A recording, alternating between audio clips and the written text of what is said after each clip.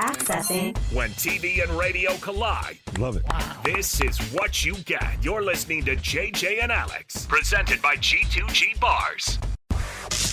Don't touch that dial. On 97.5, the KSL Sports Zone. Welcome back, everybody. Happy Monday to you. Thanks for being with us on the program.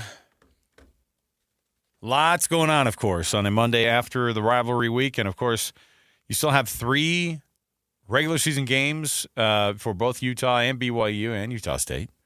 And on top of all of it, you've got a lot of implications here. There's a lot on the line for BYU, of course. There's a lot still on the line for the University of Utah when it comes to trying to get right. And the question is this too much of an emotional blow? Helping us answer all these questions and more, he is Stevenson Sylvester. He is, of course, SLY, who comes on. We already had Riley on, and he predicted all these things. No, he didn't know what to think about all this. Something like the reality is that we've never seen something like this in a postgame. SLY, how you doing, man? I'm doing good. How you guys doing? Oh, we're good. We've got that post-rivalry game hangover, though. Like what is it about this game that even those of us who don't really have a dog in the fight or whatever, like, it's just emotionally draining just to watch it and be a part of it? What's it like for you? For me, it's the love of this game, right? The understanding of possibility, right? That the game isn't won until it's played, right? Just the ups and downs, the possibilities, like the energy behind watching it. Even if you don't know anything about football, you can feel like the importance of every play of what happened, the magnitude of a holding call, the magnitude of them having the punt or not taking advantage of an opportunity. You know, it's absolutely insane, and it's great, man. So you make so many football fans with games like this, and I just love it. The social media craze from people who don't even or not even Utah or BYU fans is insane. It's awesome, and so I just think that this rivalry is being put back on the map with this type of storyline, and it's great for the game of football. SLY, as you watched that last, I guess it was 2.5 minutes, 3 minutes of this one when BYU had that final possession. We already heard the BYU side of it on their radio call, and they said, "Well, that one's over." What was the reaction from you guys when you saw that play unfold, and then you see the hanky on the field? When did you realize that there was going to be a penalty on the play?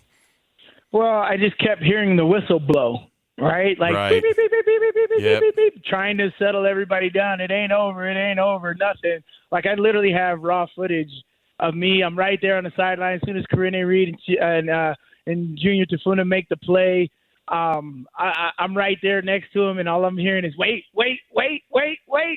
And so like it was gnarly to have so many of those instances at the end of the game. But I think those instances only happen because the game is so important, right? Those plays being called, the whistle being blown, everything's being so tight, crowd going insane are only because of the importance of the game. And the importance of the game is regardless of record, right? We're 4-4, they were 8-0. Regardless of record, just the ability to win this game and have bragging rights throughout the year is what's on the line, and that means a lot in this state. Was it a hold or not? People ask me that. JJ, you asked me that last night, and I say no, right?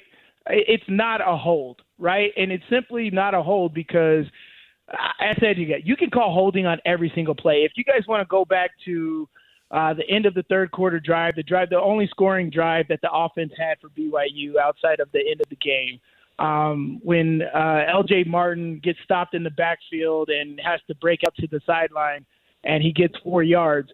Every single offensive lineman, I'm just watching it now because I'm doing teacher tape, every single offensive lineman was holding on that play. If Logan Fano doesn't get held on that play, he makes a TFL and possibly a safety. You know, if Van Fillinger makes that play, of course, it's at the half-yard line or a safety. Every single play you can call holding. Now, my problem and issue with this is what you tell the defense. I've literally, before the games, in the NFL and in college, I'd go up to the referee, am I allowed to do this, right? like if I am jamming up a receiver and I'm allowed to make contact within the first 5 yards of the line of scrimmage, as long as I keep the receiver in front of me, I move my feet so the receiver isn't out of my body frame, I can hold the jersey. That is literally what they say. I literally go up to refs before the game and ask that question. So to me, that is not holding. Zamiah Vaughn moved his feet. It's zero coverage. These stupid people online, I've been reading social media like crazy and been holding back like crazy. I want to respond so bad, but I don't. But, like, they're like, why is he even pressuring the receiver like that? I'm like, have you never played zero coverage? If you pressure the receiver, you mess up the timing of the offense. You allow the zero pressure to get to the quarterback, and nothing happens. That's what Zamiah Vaughn was doing. Marcus Kelly literally called 4 zero coverage pressures there, right? And so Zamiah Vaughn, you zero coverage, you move your feet so the receiver, Marion, doesn't get off the ball, and you can grab the jersey in those first 5 yards. And so for me, it's just the technique that is taught, what is understood. If you go back to any other zero pressure throughout the game, all the DBs from BYU and Utah do the exact same thing. Sly, the turning point in this game, obviously people would say, well, that was it. But prior to that, even that moment, obviously Utah's inability to move the football in the second half also provided for a lot of that same conversation. The only reason that BYU is even in that game in the second half is because, they made adjustments on defense, but also Brandon Rose kind of got figured out, or I don't know what it was. What did you think was the real issue with that offense in the second half? I mean, it's timing. Rivalry. You guys, everybody can think that they can figure out what happens. It's literally effort, attitude, and effort. BYU's effort in the second half all year has been tremendous. They are being coached extremely well. We knew this. I said it many times throughout the year, even coming into this game. Look out for the elder juice in the third and fourth quarter. They just, I don't know what it is. They cause turnovers. They make it happen. I just think that the effort and energy went up. I can't say that they figured Brandon Rose out. There was opportunity there. I just rewatched the interception by Brandon Rose. That was not his fault. That was Landon King. Landon King ran the wrong route. It was a simple follow route. If everybody wants to go onto Madden right now, look at the top play is called levels. Right? You create a level. Linebacker comes up to the short route, and then on the backside, there's a backside in route that comes in. Landon King did an out route. So Brandon Rose is looking at the linebacker. Did the linebacker do what we needed him to do? Yes, he bit the cheese. He grabbed under route. Great. As soon as he does that, I got to throw the ball right to the in route coming right behind it. Landon King's out. And then Crew Wakely's right there for the pick. But that was not Brandon Rose's fault. It sucks because that also is a play that sucked out a lot of energy from Utah. And so there was just instances. The play to Mekhi Bernard, a simple check route. He's got one-on-one on the outside with Glasgow. That's a nail right there. He checked go route, Mekhi Bernard. Just think he hung the ball up too long, or Mekhi Bernard just needed to run through it. The safety had an opportunity to be there, but ultimately, if Mekhi Bernard runs through that, that's a touchdown. Right? There's opportunities in that second half, and you got to give it to both sides for the effort that is played. And so, it just ended up being BYU's day. What are your thoughts about the conduct and comments of Mark Harlan postgame? I have a lot of feelings about it, but if I was the athletic director of the University of Utah, I would have did the exact same thing. Really? I would have did the exact same thing. People can say classless or whatever. I'm sticking up for my boys. I'm sticking up for my team because at the end of the day, these outside voices don't matter. It's does the players, does the coaching staff, do everybody know that everybody's on the same page? We are the same team. Mark Harlan did exactly what I would have did. And he's felt it. He was right there. He's engaged. You know what? I would rather have that than an AD who doesn't care. Right? Mark Harlan cares. And everybody needs to understand the type of investment that goes into a team like this, right? The type of investment that went into recruiting the guys to come here. Everybody knows football drives a ship. right? If you want to look at revenue that comes in, every other sport at Utah, and this is no shade on anybody, but every other sport of Utah either loses money or is just par. The football team averages or brings in over 30 to 40 million plus positive dollars for the University of Utah. So there's a lot of investment that goes into the football team. We're on a 4-game skid right now, right? What is the issue? We have an opportunity to put our team back on the map by winning this big top 10 football game in our stadium. And we're getting cheated at the end is what he felt like. And so, yeah, I would feel emotional about it. I'm invested in it. I'm invested in getting this football team what they need to win, to put this university on the map, right, to get this university known. I'm invested. And I'm telling you, everybody talks about, like, how people are emotionally. I don't think he should have went into the press conference. That's the only thing I think he shouldn't have did. On the field stuff, I understand it. There's a different way to handle it. I can't say I would be any different. But for me, to know that my AD has my back is the biggest thing that I'll take for it. So I have a lot of different feelings. As I said, he could have handled it a different way. It's a fine at the end of the day, but I hope that the players and the team and the administration and everybody at the university knows that Mark Harlan is all Utah. Do you believe that frustration was just about that play call and what transpired in that BYU game, or is this more? Is it bigger than that? No, this frustration, there's been a lot of things towards the end of the game that led up to that. That was one of the plays. And so how much does a 5-game losing streak play in that? The frustration of this season? A lot. I mean, BYU's having the season that Utah was supposed to have. And you sat there and you had to watch it happen. That's got to be frustrating. Yeah, each and every week. I mean, each and every week I can see the frustration on his face. I mean, I'm frustrated and I'm just an analyst. I'm just sitting over here just reporting on the game. I'm just a lonely Uncle Rico alumni. And I'm frustrated. Imagine a guy who's in there and believes this team should be better, right? As I believe this team should be better, imagine being him. Like, you're frustrated and you have the opportunity. Your guys are playing hard. And that's what anybody wants to, and as far as support, if I want support, I just want somebody who believes in me to get the job done. That being a big part of football is bigger than anything. And so the fact that we know as players, they say we, as if the players know that the athletic director is ready to fight for us, I'd be willing to fight for him. Same thing with Coach Witt. I know Coach Witt ready to fight. He got after those reps. He's ready to fight for me. I'm willing to fight for him. And that's what matters. Like, remember what we were talking about all this week? Utah came in and said, we have a plan. We know who's going in at quarterback. You guys don't need to know. What did I say? I was like, fine, that's good, as long as the players know what's going on, right? The people inside, as long as they know what's going on, that's good. The problem comes in is when they don't know what's going on. And so this is the same issue. Is like, if I know the people that are advocating for me or in the leadership are willing to fight for me, I'm willing to fight for them.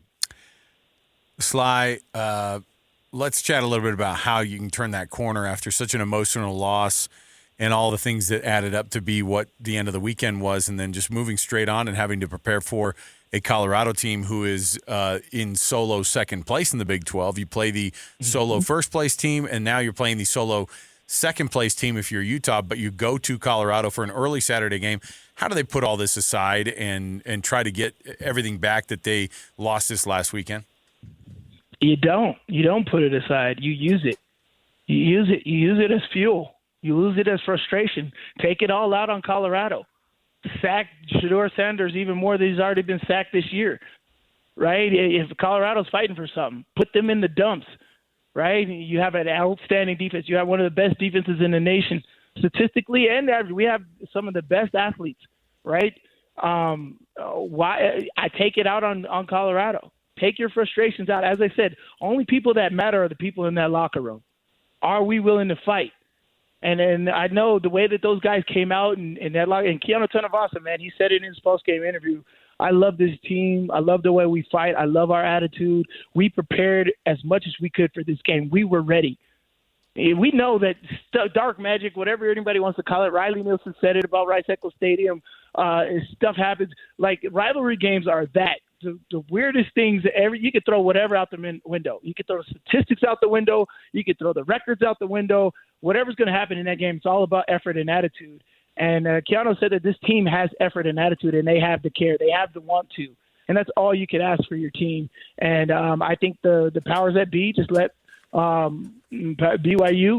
come out with a win in this game, reignite this rivalry, and bring a lot more energy to this state for the next 365 days until the next rivalry game. The powers that be. Are we talking about some conference conspiracy you know what I mean. stuff? You know what I mean?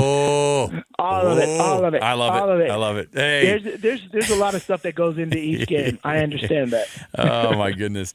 Stevens and Sylvester. Sly, we appreciate it, man. And obviously, oh, man, you guys are going to be calling high school games on Friday for Football Friday. Yes, we are. Thursday and Friday, buddy. You don't miss this. It's Thursday and Friday. I 11 a.m., 2:30, and 6 p.m. I'm just all pissy about it because then we can't break. Look, our usual normal breakdowns. We'll just sneak in some extra stuff during the week so we can still get your thoughts on everything, man. We appreciate it, Sly. When you call me, I'm just Uncle Rico over here just salivating at the opportunity for football. So hey, I do believe you can throw a pigskin a quarter mile still. You know what happened on Sunday? Though? I came out of my Steelers. Well, there was that. I came out of my room though, and to the absolute shock. I thought Russell Wilson was a corpse. What's going on here? To the absolute shock of my kids, I'm wearing the Utah man's sweatshirt that you gave me, and my kids are like, "What's going on here?" I said, "Hey." Just in honor of Mark Harlan, I guess. But you're only going to wear that in the house, right? Is that what you're telling me? What am I going to do? Walk around my neighborhood with a Utah sweatshirt on, confuse everybody? I dare you. You got a BYU flag outside and a Utah sweater on? You know. Like I don't do any of it, right? Like I have. Like you don't wear that stuff around if you're us, right? I mean, half the time it's like we're gonna get. I wear my Seahawks sweatshirt, like that's out in public. That's what I do. So Sly, you can't have bias on the radio. Listen, it's been a lot of years of having it beat into Alex us. is a professional. Sly. Come on. I love it. All right, I get it. We'll call you this week again and we'll chat about this Colorado game. Get your thoughts on it, man. All right, guys. Talk to you soon. Thanks, you go. Slime. Stevens and Sylvester. Yeah, you guys are going to have fun this week, man. Oh, I can't wait. Should be way cool. The games are going to be awesome this year. Yeah. Really, really good games. I think they're all going to be great. Right. Sometimes you get up to Rice-Eccles Stadium and there's a really good team and a team that's happy to be there, and the team that gets happy to be there gets blown out 49-7. Not this year.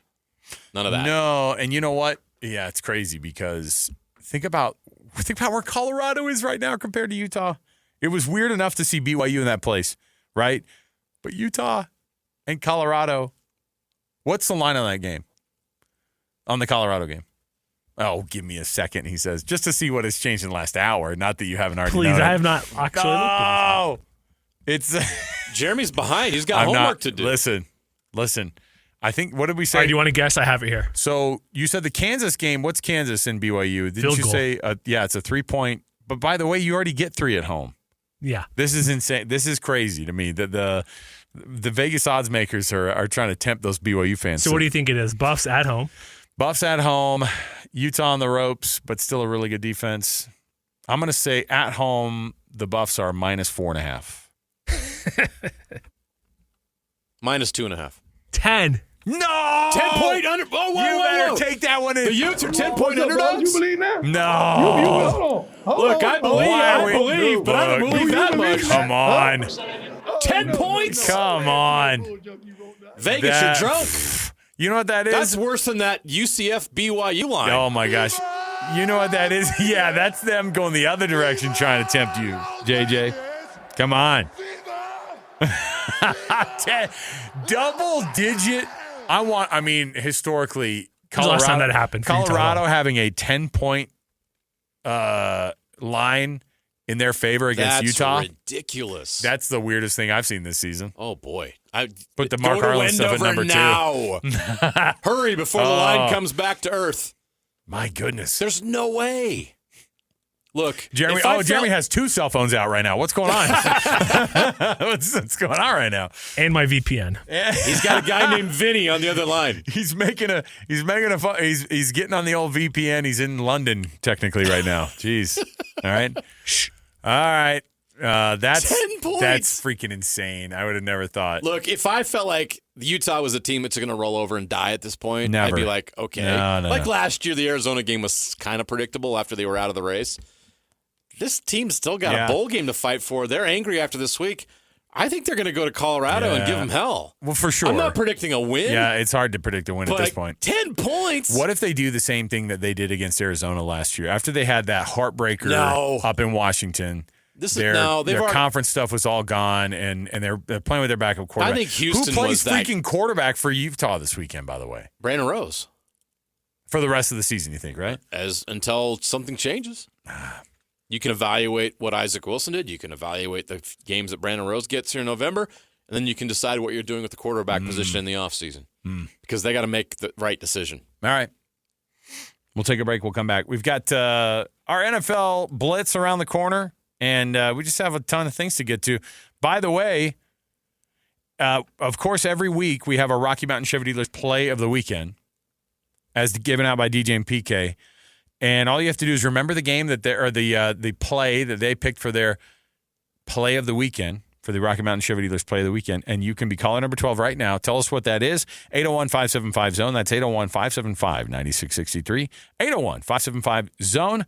If you win, if you're that 12th caller and you tell us the correct play that they gave out this morning as their Rocky Mountain Chevy Dealer Play of the Weekend, you get that Amazon gift card to go into the holiday season with. With an impressive lineup of cars, trucks, and SUVs, no wonder people are switching to Chevy. Rocky Mountain Chevy Dealers, 801-575-ZONE. Any clues? There just shouldn't be a clue weekend, right?